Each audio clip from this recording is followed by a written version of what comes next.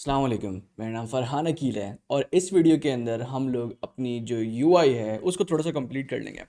Calculations हम लोगों की हो चुकी हैं, अब जो चीज़ रह गई है वो बेसिकली हमारी थीम है। आप लोगों को याद होगा, मैंने आप लोगों को बताया था कि हम लोग इस गेम के अंदर दो थीम्स यूज़ करेंगे कि आप डार्क थीम भी यूज़ कर सकते हो और लाइट थीम भी यूज़ कर सकते हो। ठीक है, तो वो किस तरीके से करते हैं और क्या क्या वेज हमारे पास अवेलेबल है और हम कौन सा वे इस वीडियो के लिए यूज़ करेंगे।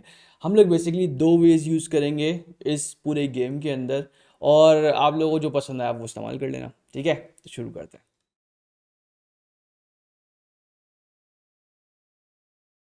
तो प्रोजेक्ट मेरे पास यहाँ पे ओपन है। विजुअल स्टूडियो मैंने अभी नहीं खोला है, बट मैं सबसे पहले एक काम करता हूँ कि जो हम लोगों की यूआई है, अभी तो हमारे पास डार्क यूआई लगी हुई है ना, लाइट यूआई भी है नहीं। तो मैं डार्क यूआई जो है वो उसको इंपोर्ट कर लेता हूँ। और एक आपको छोटा सा शॉर्टकट मैं बता दूँ, आप लोगों को अगर इस एसेट्स के फोल्डर के अंदर डायरेक्ट जाना है या इस एसेट्स की डायरेक्टरी के अंदर जाना है जहाँ पे एसेट्स का फोल्डर है, आप लोग क्या कर सकते हो, इस एसेट के ऊपर राइट क्लिक करके शो एंड एक्सप्लोर कर सकते हो। तो आप बेसिकली उसी पॉइंट के ऊपर आ जाओगे जहाँ पर आप अपने एसेट्स का फोल्डर डायरेक्टली एक्सेस कर सकते हो। अब मेरे पास यहाँ पर जो यूआई ये रही, और इसको मैं फ़िलहाल एसेट्स के अंदर, और यूआई का फ़ोल्डर है जो कि हम लोग यूज़ कर रहे हैं अपनी यूआई रखने के लिए, मतलब ग्राफिक्स रखने के लिए। मैं यहाँ पे इसको मैंने पेस्ट कर दिया। अभी ये कौन सी फाइल्स हैं, ये तो कुछ आपकी जो है पीएनजी फाइल है, जेपेग फाइल है, और कुछ यहाँ पे मेटा फाइल है। अच्छा, बंदा ना ये वाली गलती करता है, हर डेवलपर ने, हर गेम डेवलपर ने अपनी लाइफ के अंदर ना एक मिस्टेक ये वाली की होगी कि उसने सारी मेटा फाइल्स डिलीट कर दी होंगी। तो मैं आपको रिकमेंड नहीं करूँगा कि आप ऐसा करना। चलो करके देखो, लेकिन मैं रिकमेंड नहीं करता। प्रोडक्शन के प्रोजेक्ट के अंदर कभी ये वाली हरकत नहीं करना, जिसके ऊपर कोई लाइव प्रोजेक्ट हो या कोई किसी कंपनी के अंदर काम कर रहे हो और उनका प्रोजेक्ट ऑलरेडी चल रहा हो जो कि पब्लिश्ड हो, मेटा फाइल सारी डिलीट नहीं करना। ठीक है, तो हमारी जो यूआई है वो आ गई है, और मैंने सेम पैटर्न के ऊपर ही रखी हुई है। आप एक चीज़ नोट करोगे कि डार्क मोड और जो लाइट मोड है, इसके अंदर 0 से लेके 1, मतलब सेम नेम्स मैंने रखे हुए हैं, और इनका भी मैं नाम चेंज कर देता हूँ।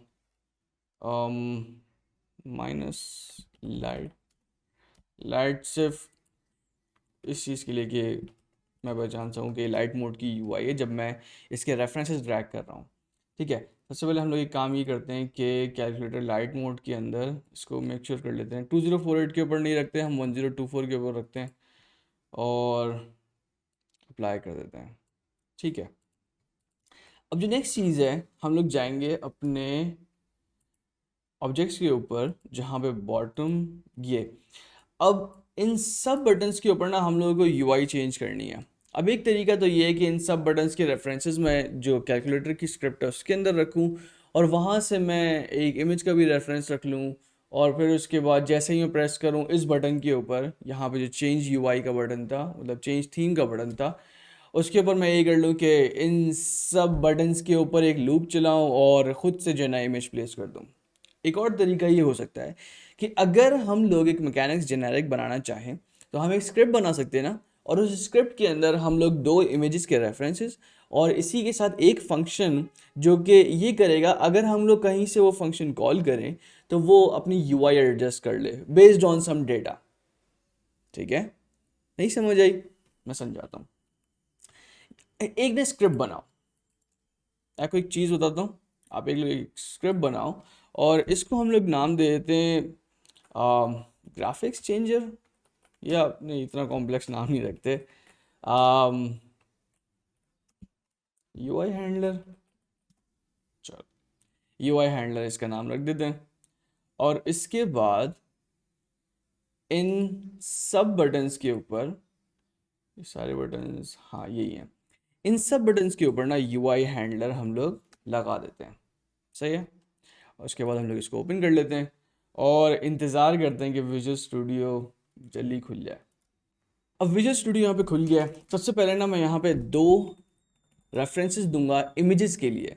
सही है, इमेजेस का मतलब ये है कि हम लोग ये वाली जो स्प्राइट्स हैं लाइट और डार्क, इन दोनों का रेफरेंस रखेंगे। और यहाँ पर हमारे पास अगर हम लोग देखेंगे ऐसा कौन से डेटा टाइप का वेरिएबल हम लोग बना सकते हैं जिसके ऊपर हम लोग एक इमेज जो कि स्प्राइट है वो उसको रेफर कर सके, उसकी जो टाइप होगी हमारे पास होगी स्प्राइट।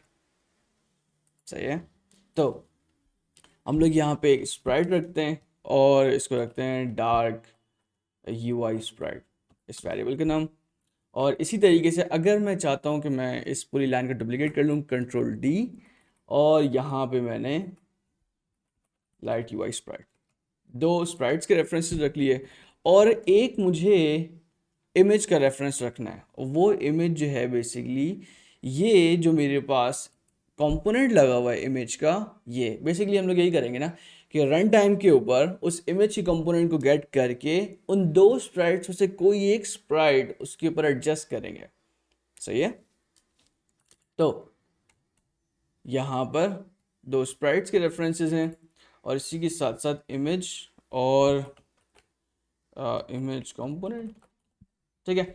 अब देखो ये दोबारा से रेड लाइन दे रहा है, ये फिर वही वाली बात है कि यहाँ पर हम लोगों ने ऊपर जो असेंबली थी using unity engine dot UI वो नहीं दी है।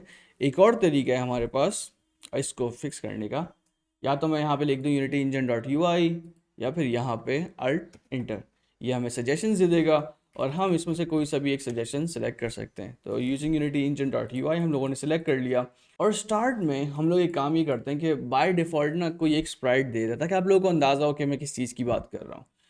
अगर मैं इमेज कंपोनेंट की स्प्राइट चेंज करना चाहता हूँ तो मैं इस तरीके से कर सकता हूँ, image component dot sprite is equals to light sprite. ठीक है। अभी ये समझाता हूँ। भाई हम लोगों ने ये गलत काम किया है कि इस इमेज कंपोनेंट के ऊपर जो स्प्राइट की प्रॉपर्टी है, उस स्प्राइट की प्रॉपर्टी के अंदर आप ये वाली स्प्राइट डाल दो। सही है। अब ये कहाँ से आएगी? ये आएगी यहाँ से।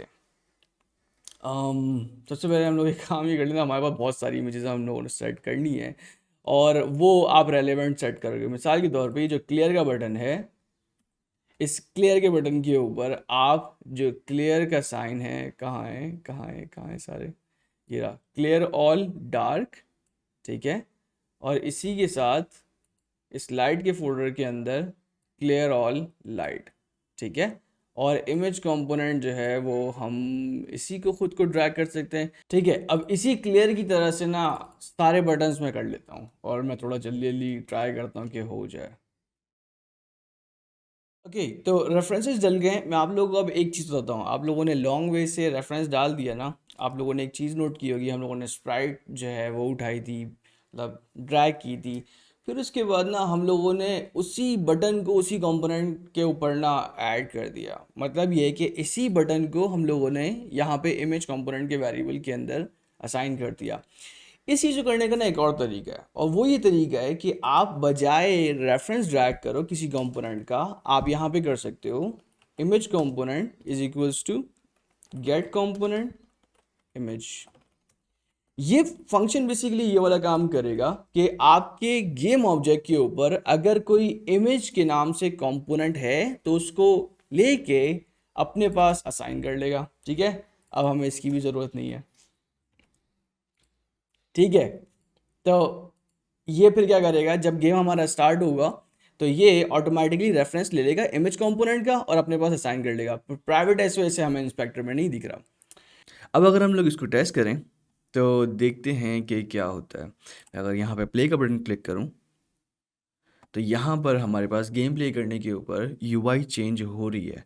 मतलब हमारा जो मैकेनिक्स है जिसके अंदर जो हमारी स्क्रिप्ट है वो गेम के स्टार्ट के अंदर ही, मतलब इस लाइन की बेस के ऊपर, इस लाइन की बेस के ऊपर अपनी स्प्राइट चेंज कर रहा है। अभी करंटली ना आप लोग एक चीज़ नोट करो कि हमारे पास वाइट UI आ रही है और कहीं पे कोई सेव मैकेनिक्स नहीं बना हुआ UI को स्पेशली हैंडल करने का, क्योंकि हम लोगों ने यहाँ पे बस लाइट UI स्प्राइट दिया हुआ जिसकी वजह से हमारे पास वाइट कलर की UI आ रही है। हम लोग एक और चीज़ टेस्ट कर लेते हैं कि यहाँ पर अगर मैं लाइट UI स्प्राइट के बजाय डार्क UI स्प्राइट कर दूँ तो क्या होगा। ठीक है, मतलब क्या होना चाहिए। मैं यहाँ पे इसको स्टॉप कर देता हूँ, मैंने अभी सेव नहीं किया था और विजुअल स्टूडियो के ऊपर मैंने सेव कर दिया।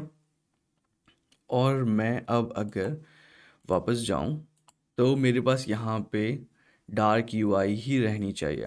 तो आप देखो ये वाला वेरिएबल है जो कि मेन हैंडल होगा हमारी यूआई को सेलेक्ट करने के लिए, मतलब यही जो स्प्राइट है ये सेलेक्ट होगी रन टाइम के ऊपर बेस्ड ऑन के हमारे पास यूआई कौन सी सेलेक्टेड है। ठीक है, तो वो वाली चीज़ हम लोग हैंडल करेंगे नेक्स्ट वीडियो के अंदर। नेक्स्ट वीडियो के अंदर हम लोग देखेंगे कि कैसे हम लोग एक सेव मैकेनिक्स बना सकते हैं इस यूआई के जो थीम है इसको सेव करने के लिए, कि हम लोग ब्लैक से वाइट के अंदर आ जाएं, वाइट से ब्लैक में चले जाएं, और इसी के साथ जैसे ही हमारी थीम चेंज हो या जैसे ही हमारा डेटा लोड हो तो हमारे जो बटन्स हैं वो अपनी अपनी sprites accordingly to the theme handle कर लें या सेट कर लें। ठीक है, कोई भी क्वेश्चन है तो पूछ लो, मैं जवाब दे दूंगा। बस ये है कि स्क्रीनशॉट अगर पोस्ट कर दो ग्रुप के अंदर तो वो मेरे लिए हेल्पफुल रहेगा। बाकी प्रैक्टिस करते रहो और शेयर भी करना। ठीक है, तो बाकी इंशाल्लाह नेक्स्ट क्लास के अंदर मिलते हैं। अल्लाह हाफिज़।